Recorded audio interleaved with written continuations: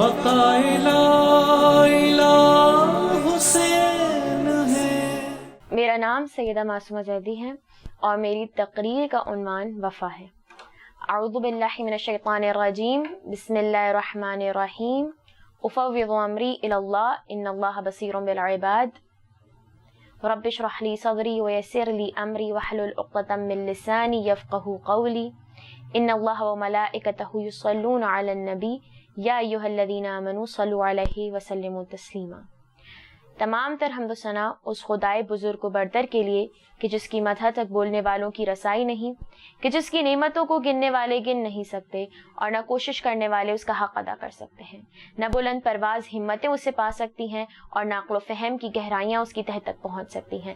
اس کے بعد درود و سلام ہو ان ہستیوں پر جو کہ وجہ تخلیق کائنات ہیں، یعنی درود و سلام ہو محمد و آل محمد پر جو کہ وجہ تخلیق کائنات ہیں اور جن کی وجہ سے آج کائنات کا نظام چل رہا ہے۔ جب ہم وفا کی بات کرتے ہیں اور یہ کہتے ہیں کہ وفا، تو وفا ہے کیا؟ وفا یعنی کہ مکمل اطاعت کا حق ادا کر دینا، مکمل حق اطاعت ادا کر دینا۔ اور اگر ہم یہ دیکھیں کہ مکمل حق اطاعت کو تاریخ میں کس نے ادا کیا ہے تو ہمیں ایک ہستی نظر آتی ہے۔ وہ ہستی کون ہے؟ وہ ہستی کہ جو کہلائی سلطان وفا، وہ ہستی جو کہلائی شہنشاہ وفا، وہ ہستی جو کہلائی پیکر وفا۔ اور یہ وہ ہیں کہ جن کے لیے میر انیس نے کہا ہے، عالم میں ہوئے چار اولو العزم علمدار، عالم میں ہوئے چار اولو العزم علمدار، ایک حضرت حمزہ تھے تو ایک جعفر طیار، ایک حضرت حمزہ تھے تو ایک جعفر طیار، بعد ان کے ہوئے زیب علم حیدر کرار، بعد ان کے ہوئے زیب علم حیدر کرار، عباس اب اس منصب والا کا ہے مختار، عباس اب اس منصب والا کا ہے مختار، کرسی کے بھی رتبے سے سوا پایا ہے رتبہ، یعنی آیت الکرسی کے رتبے سے، کرسی کے رتبے سے سوا پایا ہے رتبہ، کیا دست بدست ان کو یہ ہاتھ آیا ہے رتبہ، کیا دست بدست ان کو یہ ہاتھ آیا ہے رتبہ۔ یعنی کہ جب ہم سلطان وفا، شہنشاہ وفا، پیکر وفا کی بات کرتے ہیں تو ہم ہستی بابرکت ابو الفضل العباس علمدار کی بات کرتے ہیں علیہ الصلوۃ والسلام، کہ اگر آپ مدینے سے دیکھیے اور اس سے پہلے بھی، لیکن میں مدینے کی بات کروں گی کہ جب امام نے اپنا سفر، امام علی مقام سید الشہداء علیہ الصلوۃ والسلام نے اپنا سفر مدینے سے شروع کیا تو عباس محض مطیع ہیں، یعنی پورا وجود اطاعت میں مولا کی فانی کر دیا ہے جناب عباس نے۔ جس قدم پر سید الشہداء جناب عباس کو جو حکم دیتے گئے، جناب عباس نے سید الشہداء علیہ الصلوۃ والسلام کے حکم کے آگے سر تسلیم خم کیا ہے، اپنی کسی بھی مشورے کا کوئی اظہار نہیں کیا، اپنے وجود کا کسی بھی مقام پر اظہار نہیں کیا۔ کیوں؟ کیونکہ مولا حسین ہے، حجت خدا حسین ہے، امام وقت حسین علیہ الصلوۃ والسلام ہے، اس لیے عباس نے اپنے وجود کا اظہار کسی موقع پر نہیں کیا۔ قرآن کا بھی یہی حکم ہے، اطیعوا اللہ واطیعوا الرسول واولی الامر منکم۔ آپ کا کام کیا ہے؟ اللہ کی اطاعت، اس کے رسول کی اطاعت اور اولی الامر کی اطاعت۔ عباس علیہ الصلوۃ والسلام نے اس کو عملی کر کے دکھا دیا کہ اللہ کی اطاعت کرو، اس کے رسول کی اطاعت کرو اور اولو الامر کی، اپنے وقت کے امر کی اطاعت کرو، اپنے وقت کے اولو الامر کی اطاعت کرو۔ اور جناب عباس علیہ الصلوۃ والسلام کے وقت کے اولو الامر کون ہیں؟ امام حسین علیہ الصلوۃ والسلام ہیں۔ اپنی مرضی کو امام حسین علیہ الصلوۃ والسلام کی مرضی میں فانی کر دیا، اور امام حسین، امام علی مقام علیہ الصلوۃ والسلام کی مرضی خدا کی مرضی میں فانی تھی۔ یعنی شب و روز جناب عباس تیار ہیں امام کے حکم کے آگے سر تسلیم خم کرنے کے لیے، شب و روز جان بر کف ہیں امام کے لیے۔ یہ وہ ہستی ہے جناب ابو الفضل العباس کی کہ اپنے آخری وقت تک وفا پر قائم رہے، اسی لیے تو پیکر وفا، سلطان وفا، شہنشاہ وفا کہلائے۔ کہ جب شمر عبید اللہ ابن زیاد سے حکم نامہ لے کر کربلا پہنچا عمر سعد کے متعلق کہ اگر عمر سعد امام حسین سے جنگ نہیں کرتا تو شمر سپہ سالاری کو سنبھالے اور امام حسین علیہ الصلوۃ والسلام سے جنگ کرے، تو اس وقت شمر نے जनाब अब्बास अलैहिस्सलाम और आपके भाइयों के लिए भी अमान नामा लिया, और अमान नामा लेकर जब करबला पहुंचा है, जो कि जनाब उम्मुल बनीन के कबीले से इसका ताल्लुक था, तो उस कबायली ताल्लुक की वजह से इसने आपका अमान नामा लिया। और जब आपका अमान नामा लेकर करबला पहुंचा है और रोज़े आशूर के अभी जंग का आगाज भी नहीं हुआ था, खैमों के बाहर पहुंचा और बुलंद आवाज में जनाब अबुल फजल अब्बास को खिताब किया और कहा कि मुझे अबुल फजल अब्बास से बात करनी है। जनाब अबुल फजल अब्बास ने कहा कि इससे कहो कि चला जाए यहाँ से, मुझे हरगिज भी ना तो इसकी शक्ल देखनी है, ना मुझे इससे बात करनी है, इससे कहो कि जाए यहाँ से। जानते थे कि किस लिए आया है। एक मर्तबा सैयदुल शोहदा जनाब अबुल फजल अब्बास के पास आए और कहा कि अब्बास, शिम्र आया है। कहा मौला, मुझे पुकारता है, मुझे बुलाता है, लेकिन मैं नहीं जाना चाहता उससे मिलने के लिए। कहा अब्बास, एक मर्तबा आप जाके देखिए तो कहना क्या चाहता है। अब चूंकि हुक्म इमाम है, जनाब अब्बास अलैहिस्सलाम मुती महज इमाम की इताअत करते हुए जाते हैं शिम्र से और कहते हैं कि बता तुझे क्या कहना है, क्या कहना चाहता है। शिम्र कहता है कि मैं आपके लिए अमान नामा लेकर आया हूँ, आपके और आपके भाइयों के लिए अमान नामा लेकर आया हूँ, इस जंग को रद्द कर दे। जनाब अब्बास उस गैज और जलाल में उससे कहते हैं कि लईन, मेरी नजरों से दूर हो जा, तू चला जा यहाँ से। मलून, तू जानता भी है मैं कौन हूँ, तू मेरे लिए अमान नामा लाया है, जबकि फातिमा का फर्जंद यहाँ मौजूद है कि जिसके कत्ल का इरादा तूने कर रखा है। तू चला जा मेरी नजरों के सामने से। उस गैज और गजब में, उस जलाल में जनाब अब्बास जब इमाम अलैहिस्सलाम की बारगाह में हाजिर होते हैं, अपने सर को झुका देते हैं और एक मर्तबा इमाम जनाब अब्बास से सवाल करते हैं कि अब्बास, ये बताइए कि क्या कह रहा था शिम्र। तो जनाब अब्बास कहते हैं कि मौला, शिम्र ये कह रहा था कि मैं तुम्हारे और तुम्हारे भाइयों के लिए अमान नामा लेकर आया हूँ और मेरे भाइयों को जंग से तर्क करने का हुक्म देता है। तो उस वक्त इमाम आली मकाम ने कहा कि अब्बास, अगर आपके लिए अमान नामा लाया है, अगर आपके और आपके भाइयों के लिए अमान नामा लाया है, तो आप इस अमान नामे को कबूल कर लीजिए और इस जंग को तर्क कर दीजिए कि इनका ताल्लुक मुझसे है, इनकी जंग मुझसे है, इनकी दुश्मनी मुझसे है, आपको ये कुछ भी नहीं कहेंगे।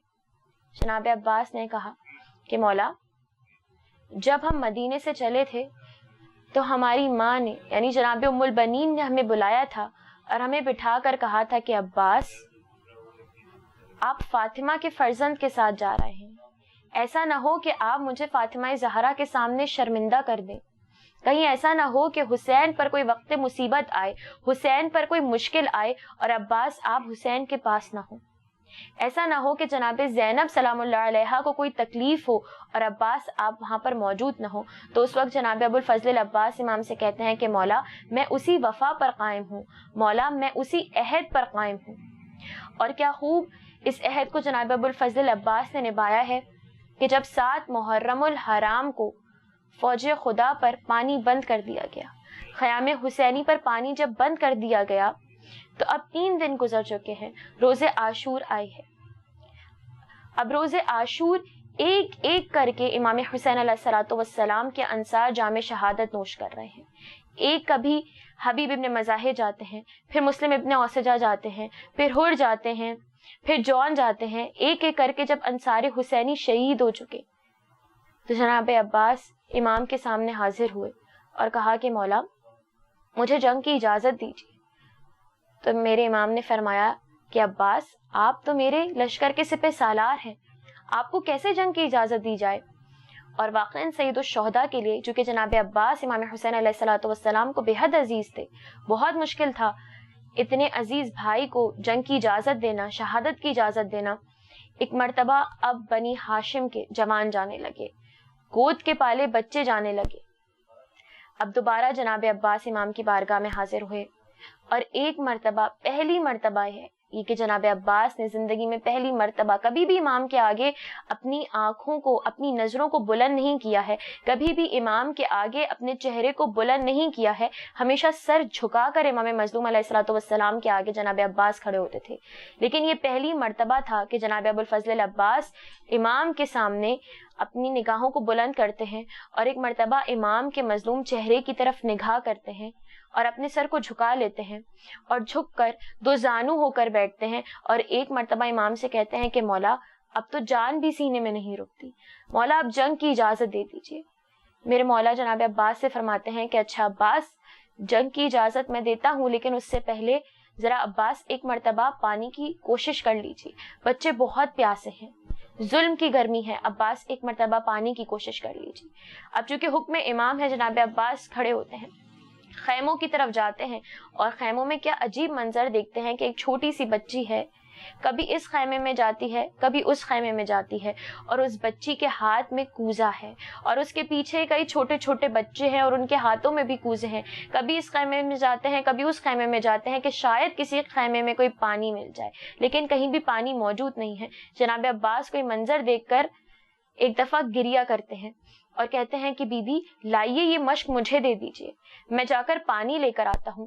جیسے ہی جناب عباس سے کہتے ہیں، جناب سکینہ بچوں سے مخاطب ہو کر کہتی ہیں کہ بچوں بس اب تھوڑی ہی دیر ہے کہ میرے چچا عباس پانی لے کر آئیں گے اور تمہاری پیاس بجھ جائے گی۔ اب بچوں کی آس ہے جناب عباس، خاندان عصمت و طہارت کی آس مان جناب عباس اب خیمے سے روانہ ہوئے ہیں، اپنے گھوڑے کو ایڑ دی ہے نہر فرات کی طرف۔ نہر فرات پر جیسے ہی جناب عباس راستے میں پہنچنے لگے، حالانکہ نہر فرات پر پہرا تھا لیکن اس کے باوجود روب عباس علمدار اس قدر تھا کہ پہرا چھٹتا چلا گیا۔ جناب عباس فرات پر پہنچے ہیں اور فرات پر پہنچ کر ایک مرتبہ مشک سکینہ کو بھرا ہے اور مشک سکینہ کو بھر کر ایک مرتبہ چلوں میں پانی لیا ہے، لبوں کے قریب لائے ہیں اور اپنے نفس سے مخاطب ہو کر کہتے ہیں کہ اے نفس عباس، میں جانتا ہوں کہ تو بہت پیاسا ہے، آتش نے دشواری کر دی ہے، لیکن عباس یہ بات یاد رکھو کہ تمہارا امام ابھی تم سے زیادہ پیاسا ہے، فاطمہ کا لال ابھی تم سے زیادہ پیاسا ہے اور حسین کے بچے ابھی خیموں میں پیاسے ہیں۔ ایک مرتبہ عباس علمدار نے لبوں کے قریب پانی کو لا کر پانی کو واپس دریا پہ دے مارا اور اب عباس اس مشک سکینہ کو بھر کر دوبارہ خیموں کی طرف عباس علمدار نے ایڑ لگائی ہے اور خیموں کی طرف جو جانا شروع کیا تو میرے ساتھ اپنے لشکر سے مخاطب ہو کر کہنے لگا کہ اے لشکریوں، یہ بات یاد رکھو کہ اگر اب حسین نے اور عباس دلاور نے، عباس ابن علی نے اور حسین ابن علی نے اگر اب پانی پی لیا تو پھر تمہیں بچانے والا کوئی نہ ہوگا، یہ پانی کسی بھی صورت خیمے میں نہیں جانا چاہیے۔ ایک مرتبہ ادھر عباس دلاور تیزی سے خیمے کی طرف بڑھ رہے ہیں، ادھر ایک تیر آیا، عباس علمدار کا دایاں بازو قلم ہو گیا۔ عباس لیکن بڑھتے جا رہے ہیں، بازو کے قلم ہونے کی فکر نہیں کی، اس لیے کیونکہ سکینہ کی پیاس یاد ہے عباس کو، سکینہ کی پیاس ہے جو عباس کے لیے اہمیت رکھتی ہے۔ ایک مرتبہ ابھی اور گھوڑے کو ایڑ لگائی اور تیزی سے خیمے کا سفر شروع کیا، اتنے میں دوسرا تیر آتا ہے، عباس علمدار کا بایاں بازو بھی قلم ہو جاتا ہے۔ اب مشک سکینہ کو دانتوں سے سنبھالا ہوا ہے کہ اتنے میں عمر سعد ہرملا سے مخاطب ہوتا ہے کہ یہ پانی خیمے میں نہیں جانا چاہیے، اب عباس کو چھوڑو اور اس مشک کا نشانہ لو۔ ایک مرتبہ ہرملا کا یہ تین بھال کر تیر چلتا ہے، مشکیزہ چھدتا ہے اور جیسے ہی مشکیزے سے پانی بہتا ہے بس عباس کی بھی زندگی ختم ہو جاتی ہے، عباس کی بھی سانسیں رک جاتی ہیں۔ جناب عباس علمدار اپنے گھوڑے کو روکتے ہیں کہ اب خیمے میں جانے کا فائدہ کیا، کہ بی بی سے وعدہ کر کر آئے تھے کہ بی بی پانی لے کر آئیں گے، لیکن اب جب پانی نہیں تو عباس بھی خیمے میں نہیں جائے گا۔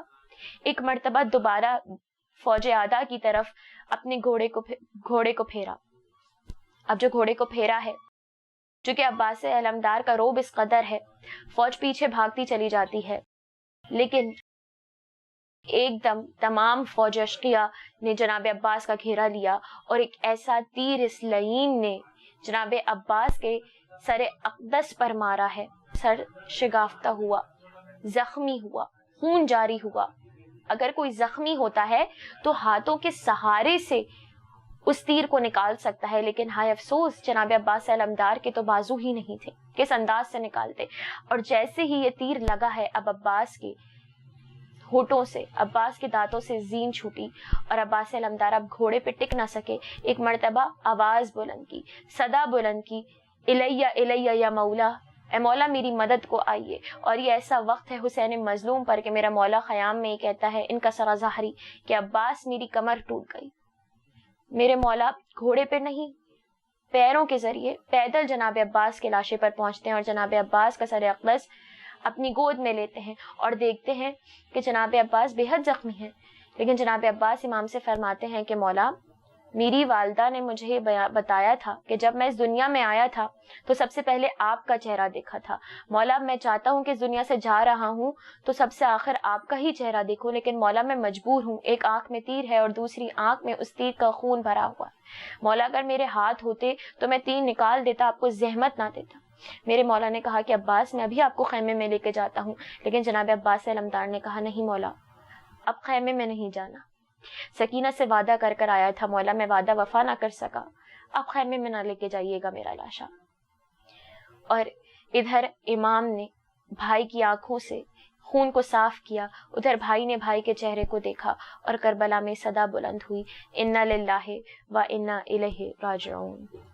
الا لعنت اللہ علی القوم الظالمین.